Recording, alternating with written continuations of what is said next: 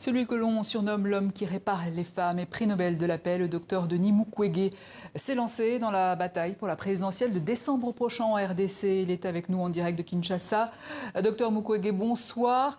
Sur ce procès de la tuerie de Goma, on l'a vu dans le sujet d'Oumi Diallo, certains évoquent un procès rapide, ce qui interroge, un procès où l'État n'a aucune responsabilité civile. Qu'en pensez-vous, Denis Mukwege ? C'est dommage et nous regrettons beaucoup. C'est la façon dont ce procès a été conduit rapidement et comme viennent de le dire les membres de la famille, des familles des victimes, le fait que tout le monde n'a pas été entendu. Donc il y a une vérité qui est cachée, une vérité qui en fait on nous empêche de connaître, puisque le colonel Mikombe a toujours dit que ce n'est pas lui qui avait donné l'ordre. Et donc je pense qu'absolument, il fallait qu'on sache qui a donné l'ordre cette nuit-là de tuer 57 personnes. Et je crois que 57 personnes tuées par leur propre armée et que ça n'ait aucune conséquence sur le plan politique, puisqu'il y a des responsables politiques qui ont le rôle de protéger, qui n'ont pas protégé. Et en fait, finalement, je crois qu'il n'est pas condamné le gouvernement congolais in solidum avec les criminels. C'est tout simplement nous montrer que cette parodie de justice continue en République démocratique du Congo. Et c'est ce que nous devons.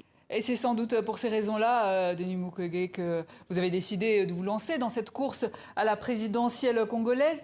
Mais vous êtes un excellent chirurgien, Denis Mukwege. Qu'est-ce qui dit que vous pouvez être un excellent président de la République? C'est quand même deux métiers différents. Ces deux métiers peuvent apparaître différents, mais je crois que, comme vous venez de le dire, ça fait depuis 1996, j'assiste impuissant aux tueries, au massacre du peuple congolais. Mais il ne faut pas oublier que la guerre avait commencé à l'hôpital de l'Emera où j'étais médecin directeur. Et ces massacres n'ont jamais arrêté. Et aujourd'hui, malheureusement, la population est en train d'être tuée par l'armée qui est supposée donc la protéger.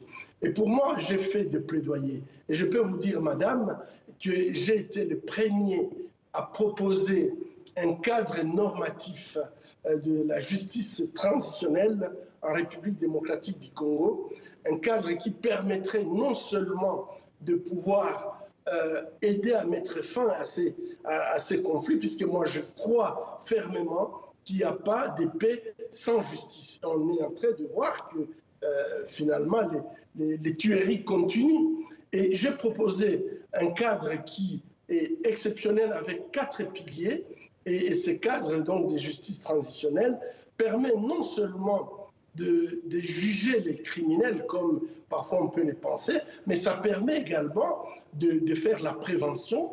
Ce cadre permet d'aider la population victime à avoir des réparations. Et je crois que c'est un cadre qui est très, très intéressant, mais malheureusement, depuis qu'on a lancé, donc on a mis à la disposition du gouvernement congolais donc ces projets de justice transitionnelle holistique en juin 2021, on n'a pas eu de réponse. Mais monsieur Mukwege, avant même d'être président, comment assurer un bon déroulement du processus électoral alors que certaines villes du Nord Kivu ne pourront même pas voter en raison de cette insécurité, que les cartes électorales sont parfois illisibles, beaucoup n'ont pas de carte d'identité. Faites-vous confiance à la transparence du résultat des urnes ?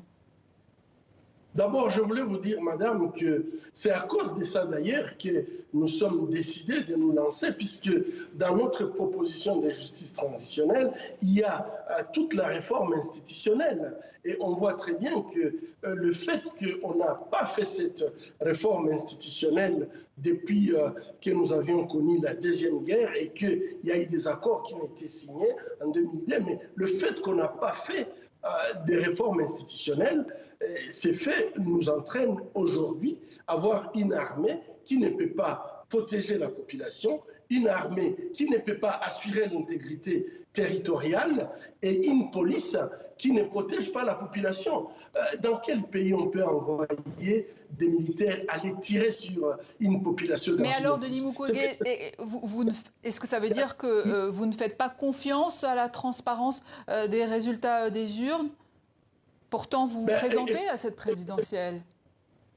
Vous venez de le dire, lorsqu'on donne des cartes d'électeurs qui s'effacent en 3 mois et qu'il y a beaucoup de gens qui sont venus me voir, m'ont dit tout simplement que leurs cartes ne sont plus lisibles, il n'y a plus de photos.